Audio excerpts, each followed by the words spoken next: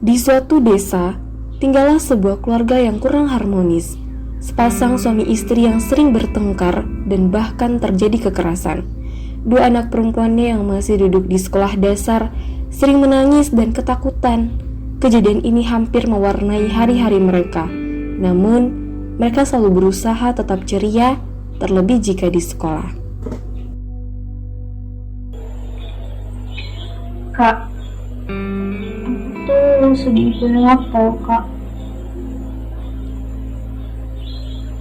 Kenapa sih ayah dan ibu itu selalu aja berantem? Gak pernah gitu ada hari dimana kita semua bahagia. Aku tuh sedih gitu kalau melihat ayah dan ibu itu berantem.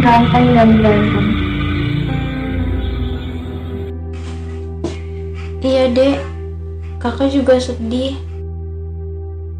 Kapan ya Kak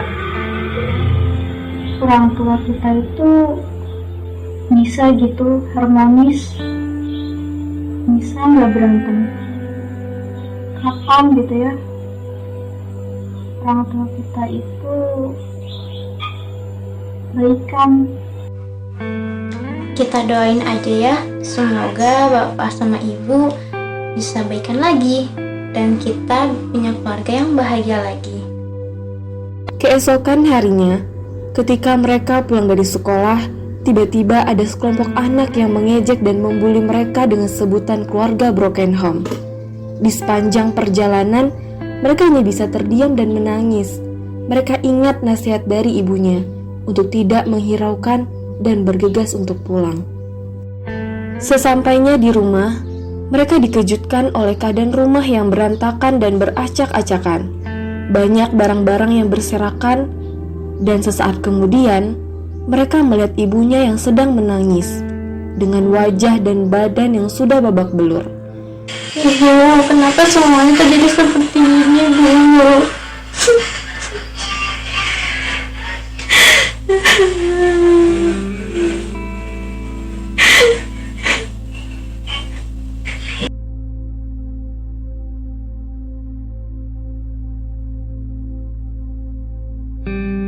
15 tahun kemudian, kehidupan keluarga mereka semakin membaik dan sudah tidak ada lagi pertengkaran dan keributan di rumah. Sang kakak sudah bekerja di perusahaan ternama dan sang adik sedang berjuang menempuh pendidikannya di salah satu universitas terkenal di Indonesia. Assalamualaikum. Siapa nih ya?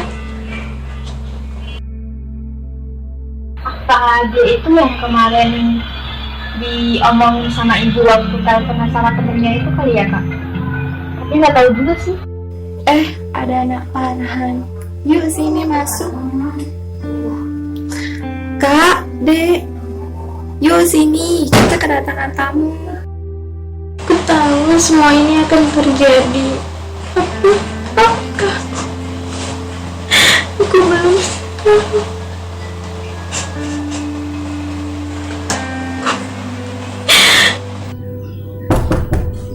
Kak, kamu di dalam. Kenapa Kak? Bu, sepertinya kita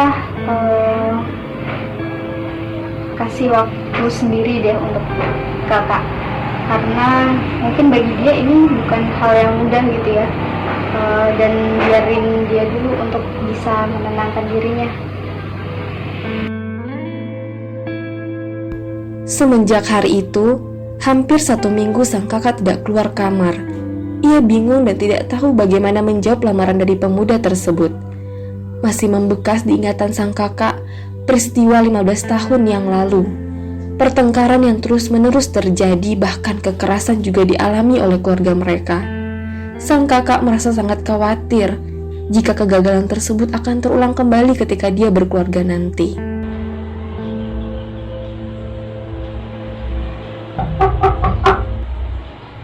Kak, yuk makan yuk.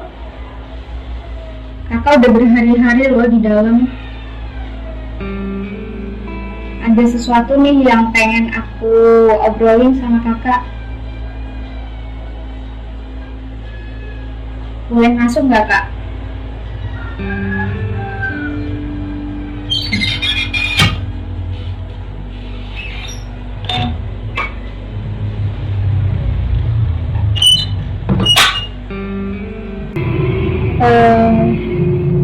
Jadi gini Kak, di kampus aku itu aku baru tahu itu ternyata ada dosen yang dia itu biasanya itu nanganin mahasiswa gitu buat konseling. Nah, aku pengen ngajakin kakak gitu, kita coba kesana yuk, kali aja kita dapat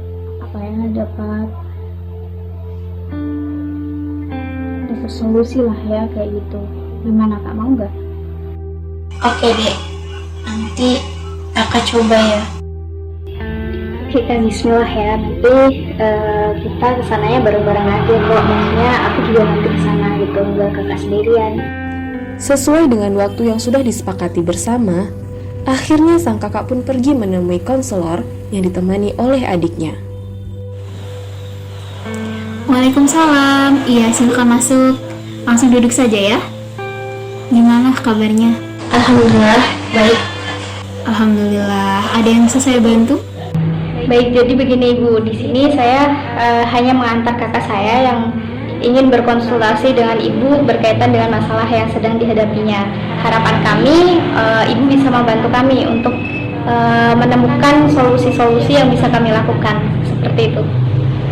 Oh baik, sebelumnya boleh perkenalkan dulu siapa namanya? Ya, nama saya Delima Ibu.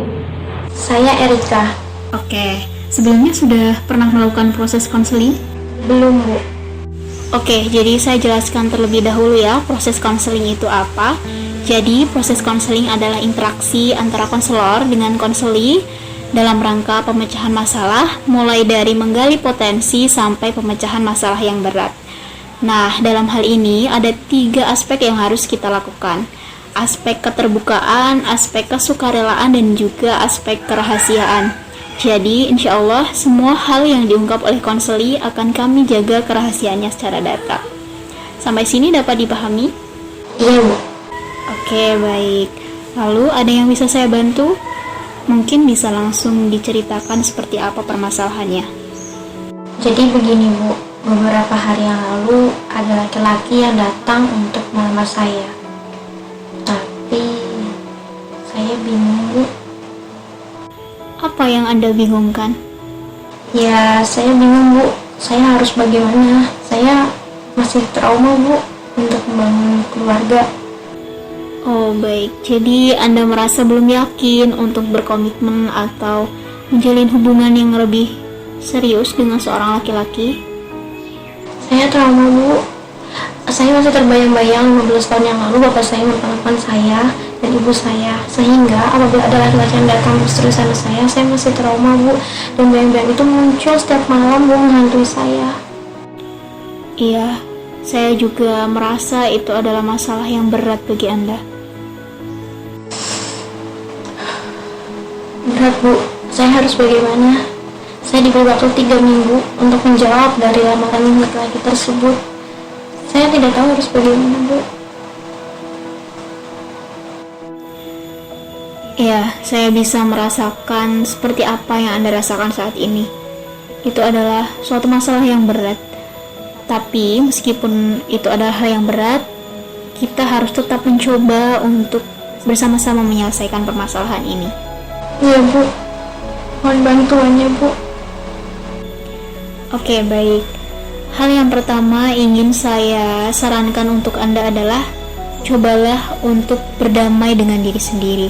Cobalah untuk memaafkan diri sendiri. Kemudian coba juga untuk memaafkan orang-orang di sekitar Anda yang mungkin melukai Anda. Anggap mereka memberi pelajaran yang berharga untuk kehidupan Anda di masa mendatang. Terutama maafkanlah juga kedua orang tua Anda, mulai bangun hubungan yang baik dengan mereka. Ayah Anda tinggal di mana sekarang? Masih di kota ini sih Bu. Coba temui beliau, cobalah bersikap baik, cobalah untuk memaafkan beliau, hilangkan kebencian Anda terhadapnya, dan terima masalah ini sebagai masa lalu. Jangan Anda terus terbebani dengan masa lalu yang belum selesai. Karena ketika Anda terus berada di sana, Anda akan sulit untuk berkembang. Anda akan sulit untuk membangun hubungan yang baik dengan orang lain.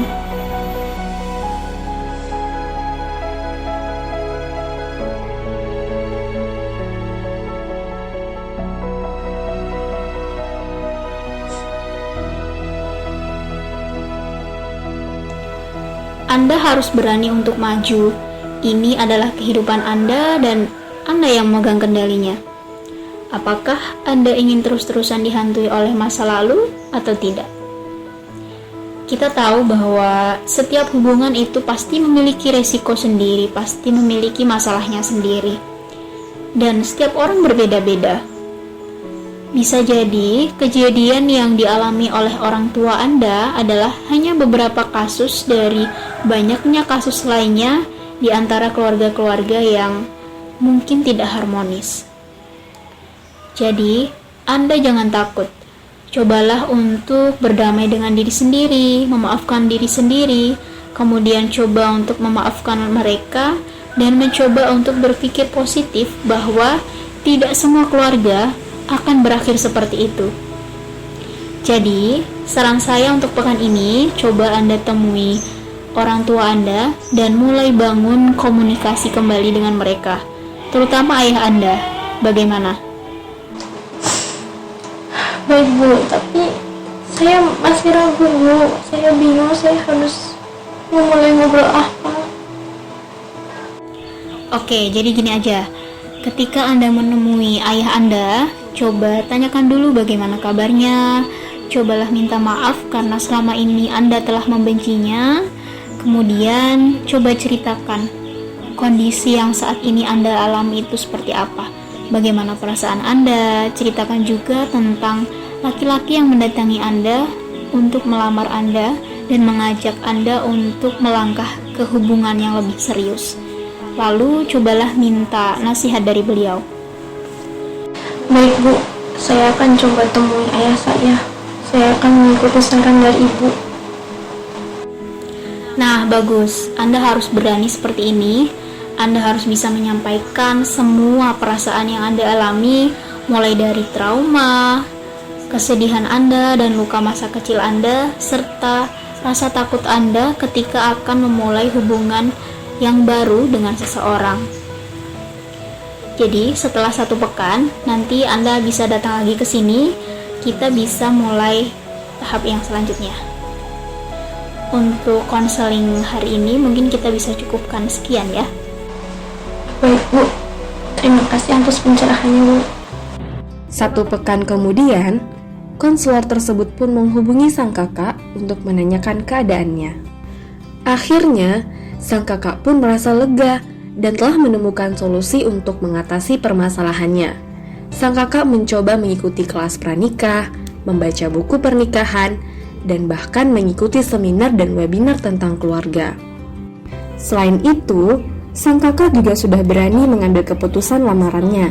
Ia tidak lagi takut untuk menikah dan sudah mengerti apa yang harus ia persiapkan dan lakukan menjelang pernikahan.